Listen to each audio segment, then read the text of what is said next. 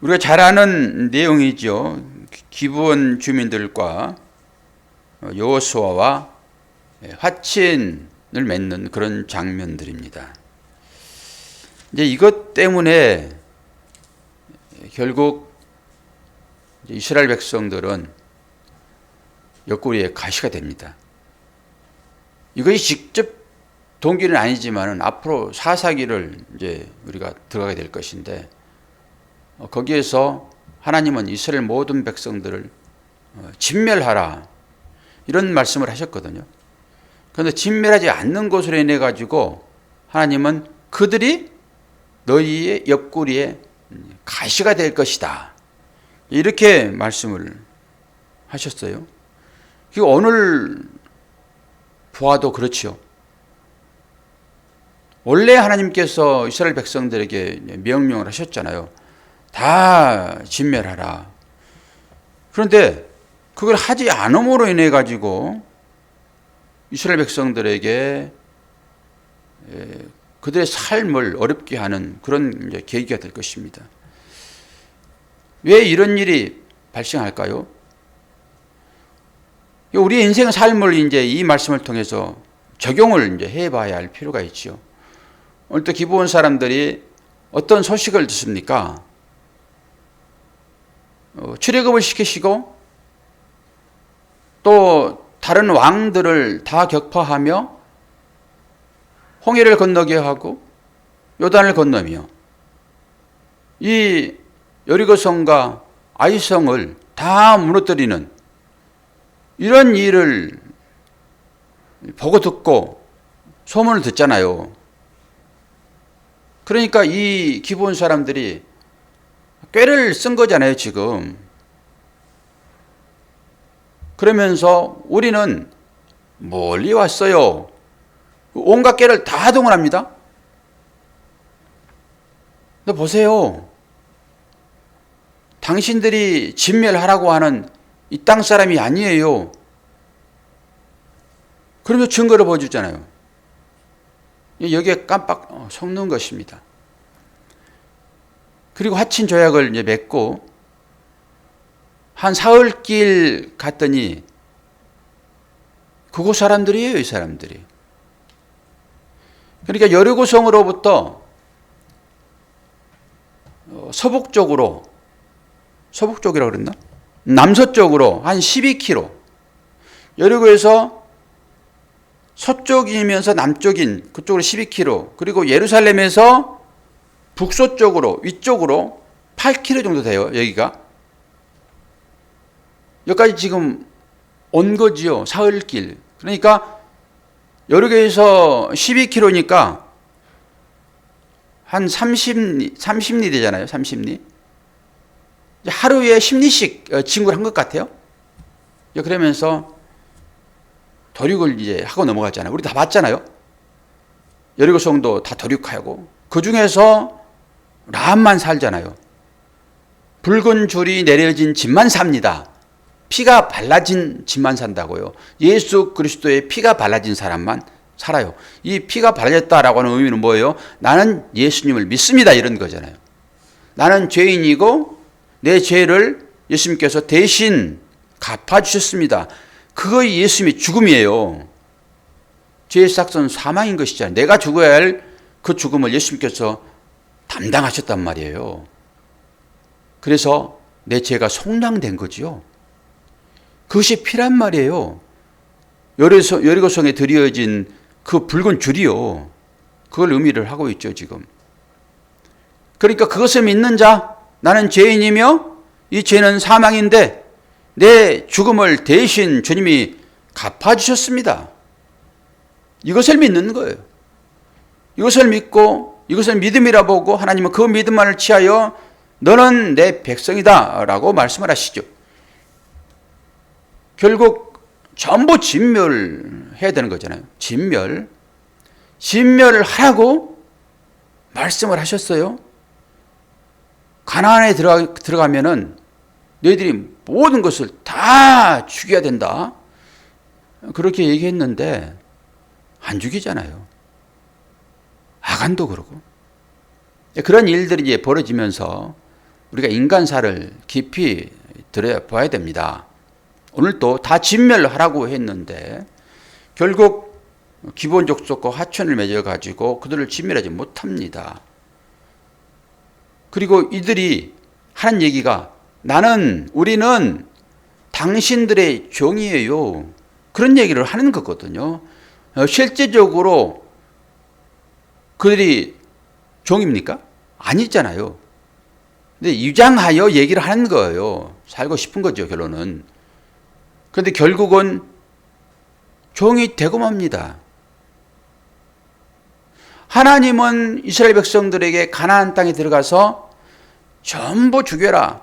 이게 이제 헤렘 사상이라고 말씀드렸잖아요. 진멸하라. 그랬는데 오늘 진멸하지 못한 사람들이 있고 또 그들이 실제 또 종이 되고 이 광경을 보셔야 되는 거죠. 그럼 왜 이렇게 또 종이 되는가? 우리는 이걸 기억합니다. 노아 홍수 때 노아가 술 마시고 저는 아주 강한 어조로 술을 퍼 마시고 그것은 뭐예요? 옛날부터 했던 습성인 것입니다. 술 마시고 취해가지고 옷을 다 벗고 잡니다. 술 마시면 열이 오르잖아요. 그러니까 옷을 벗었겠죠. 추측의 해볼 따름인 것입니다. 우리는 왜 옷을 벗었는지 알 수 없으나 일단은 하체가 드러난 상태. 이건 수치거든요. 이건 벌거벗음이에요. 부끄러우면 안 됩니다. 그런데 노아가 지금 그런 거잖아요. 그런데 함과 야벳과 누구죠? 세 사람 이름이? 함과 셋과 야벳이죠. 셋과 함과 야벳이죠. 헷갈리네요. 함이 장자죠. 셋과 함과 야벳. 맞죠? 자, 그 중에서 제일 먼저 누가 그 아버지 하체를 보았나요? 함이 보았습니다. 그리고 큰형과 막내, 이건 소식을 듣고 보지 아니하고 옷을 갖다 덮어줬습니다. 이게 덮음의 은혜예요. 이게 덮어지지 않으면 부끄러워지잖아요. 부끄러우면 구원받지 못해요, 여러분.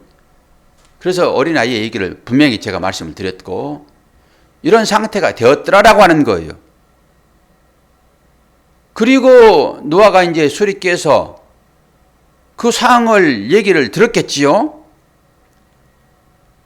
그러면서 했던 얘기가 함은 형제들의 종이 되리라. 이게 언약이에요. 이건 이루어지잖아요.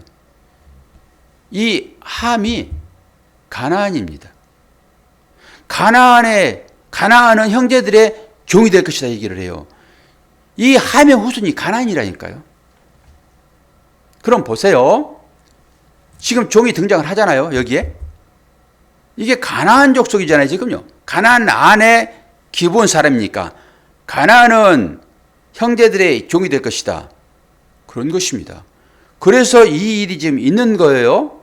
그리고 또 하나는 신명기서 보게 되면은 가나안에 들어가가지고 전부 도륙해라, 진멸해라 그래요. 그런데 진멸을 안 한단 말이에요. 오늘은 가짜 화친을 맺어가지고 진멸을 안 하지만은 실제 전쟁에서는요, 진멸하라고 그러는데 자기의 이익을 위하여 진멸 안 합니다. 이것이 결국 이스라엘의 옆구리에 가시가 될 것이다 라고 얘기를 해요. 그러면 옆구리에 가시가 있는 신약의 사도가 한 사람이 있습니다. 그가 누구일까요? 바울입니다. 바울은 그 일을 해결해 달라고 하나님께 3번씩 기도했어요. 온전히 기도했다라고 하는 것입니다. 그런데 하나님께서 말씀하시죠. 네 은혜가 내게 족하다 그래요. 끌어안고 사는 것입니다. 우리가 언제 기도하지요? 즐거운 일이 있고 걱정, 근심이 전혀 없는데 하나님 앞에 간절한 기도가 나옵니까? 안 나옵니다. 우리가 그럴 때는 우리의 기도는 유지, 그 환경을 유지해 달라고. 지금 평안합니다. 문제 전혀 없습니다. 하나님, 이 상황을 제발 유지시켜 주세요 라고 기도합니다. 그건 간절한 기도가 되지 않아요. 근데 실제 간절한 기도는 어떨 때 나옵니까? 가시가 있기 때문에 기도가 나오는 거예요. 사도 바울이 간절하게 3번씩 똑같이 기도했잖아요. 그런 기도가 나옵니다. 가시가 있을 때요. 그러면 그것은 그냥 거칠의 기도가 아니고 진짜 이 문제를 꼭 해결하기 위한 간절함이 거기에 있는 것입니다. 그러면 우리가 어떨 때 하나님을 간절히 찾습니까? 가시오. 그래서 우리에게 가시가 주어지는 것입니다. 우리에게가 아니라 여러분에게요. 나에게 가시가 있다라고 하는 것은 뭐예요? 하나님께서 나를 이끄시는 상황이에요. 이걸 여러분 보셔야 돼요. 나를 믿음의 사람으로 세우기 위한 과정으로 가시가 주어졌는데 내 개인에게 어떤 문제가 있게 되면 그건 나에게 가시입니다. 왜요? 그 일을 통하여 간절하게 기도하게 만들고 기도할 때 하나님은 그것을 해석하게 만드세요. 그래서 그것이 나에게 믿음이 되는 것입니다. 나에게 실제적인 육체적인 그런 것이 아닐지라도 다른 일이 나에게 가시가 됩니다. 그러면 그것도 또한 나를 믿음으로 세워내기 위한 것입니다. 그럼 나를 믿음으로 세워내기 위하여 실제적인 육체적인 가시가 있을 수 있고 환경적으로 나에게 가시가 있을 수 있어요. 그러면 환경적으로 주어지는 그 가시는 누구를 위함입니까? 그것 때문에 기도할 수밖에 없는, 기도하게 되면 하나님 뜻을 알게 되는 것이고 우상에게 기도하는 것과 달라요. 하나님은 그렇게 기도하면 하나님 응답하실 때 나를 돌아보게 하십니다. 나를 돌아보게 하셔서 내가 어떤 상태에 놓여 있는지, 하나님의 은혜가 아니면은 지옥불에 떨어질 수밖에 없는 진정한 신앙 고백이 언제 나옵니까? 회개할 때 나와요. 회개. 그래서 회개를 유도하는 것으로, 회개하라 천국이 가까이 왔느니라 세례 요한도 얘기하고 그 후에 주님도 말씀하시잖아요. 회개를 촉구합니다. 그래서 회개할 때 하나님은 그를 구원하십니다. 언제 회개가 나올까요?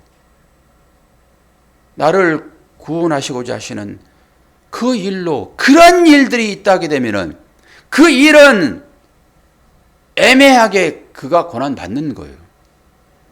이 사실을 여러분 인식하셔야 됩니다. 나 때문에 애매하게 고난받는 그 대상이 나를 이해하는 하나님의 일일 수 있다라고 하는 거예요. 하나님은 모든 것을 다 동원하여 나를 회개시켜서 나를 구원시키십니다. 상대방이 나를 보면 또 그럴 수 있다고. 하나님은 그렇게 일하신다니까요. 나는 전혀 문제가 없는데 왜 네가 문제요? 너 그거 회개해야 돼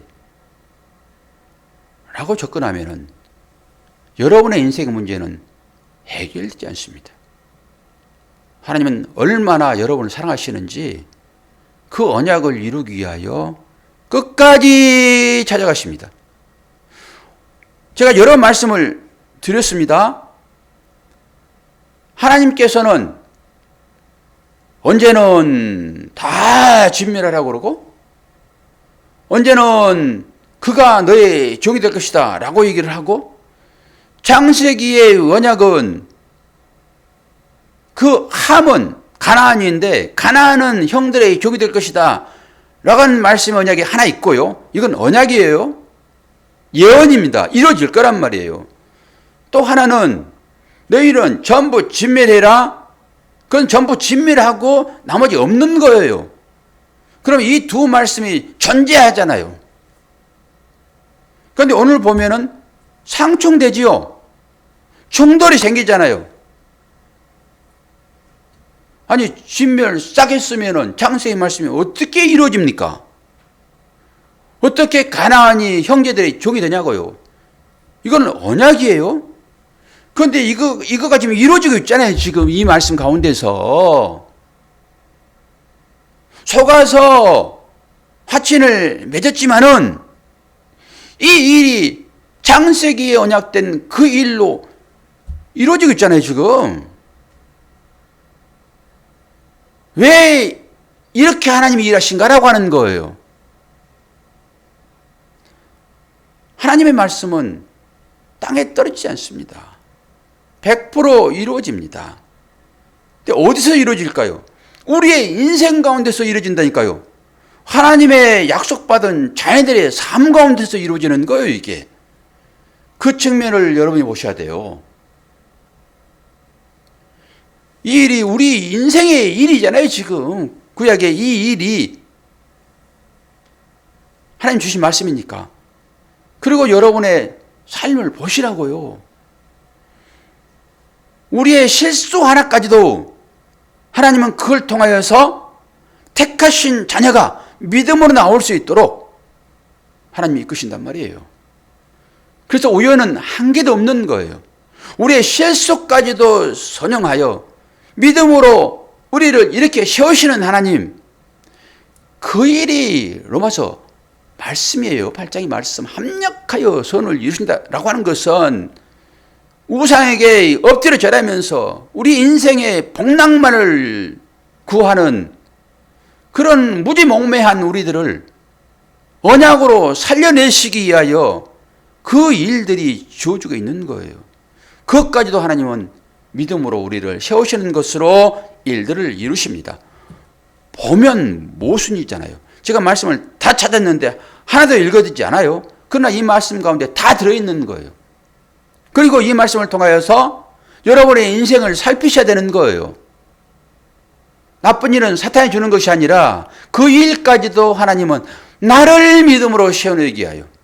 여러분에게 고난이 주어지지 않으면 여러분 간절히 기도합니까? 안 하잖아요. 여러분의 인생의 문제를 해결하기 위하여 산으로 둘로, 아니 사탄이 돈 흔들면 거기 납작절할 것입니다. 우리가 그런 사람들이라고요. 그럼에도 불구하고 하나님은 그 일들을 다 선용하셔서 저와 여러분을 믿음의 사람으로 세우는 거예요. 언약의 사람으로. 왜요? 약속이 주어졌으니까. 하나님의 말씀은 시건치 않으시는 하나님의 말씀이십니다. 한 번 하신 말씀은 절대 없어지지 않는다고요. 그 말씀을 이루는 것으로 이 말씀이 우리에게 주어지고 있는 거예요. 아, 저 사람 실수했네. 자세히 살펴보지 않았네. 장로들까지 동참하여 이 화친을 맺습니다. 그리고 이들이 백성으로부터 원망 듣습니다. 하나님 그것까지 다 사용하여 당신의 언약을 이루신다고요. 이 모든 우리 인생의 일들이 다 그렇게 조합되어서 하나의 완성을 향하여 나아가는 거예요.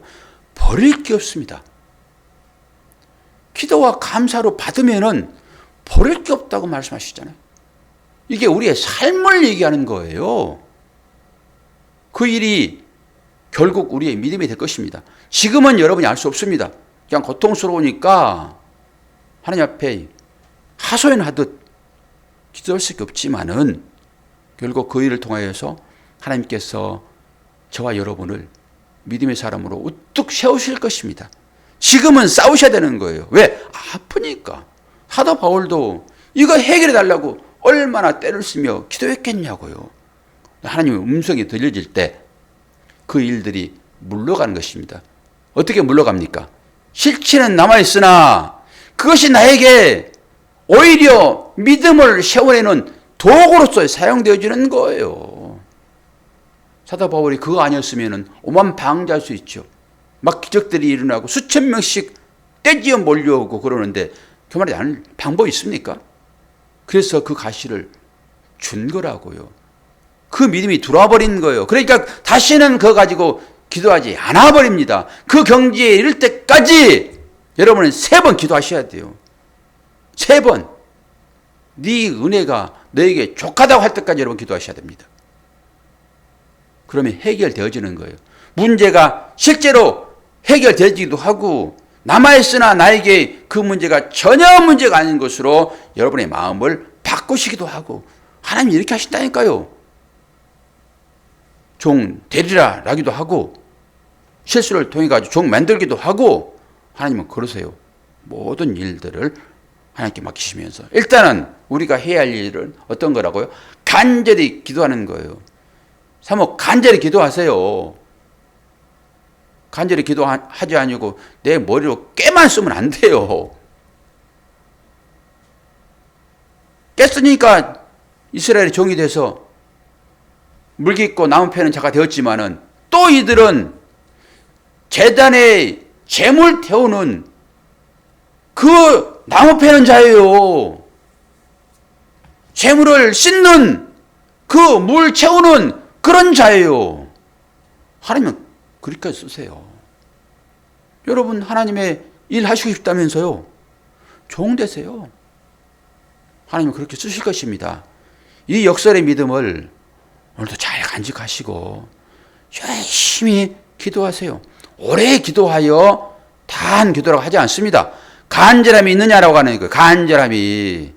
하나님 도와달라고 기도하세요. 특별히 자녀들을 위하여 우리가 기도할 책임과 의무가 있습니다. 열심히 기도하시기를 바랍니다. 각자 삶에 문제가 없는 사람이 어디 있습니까?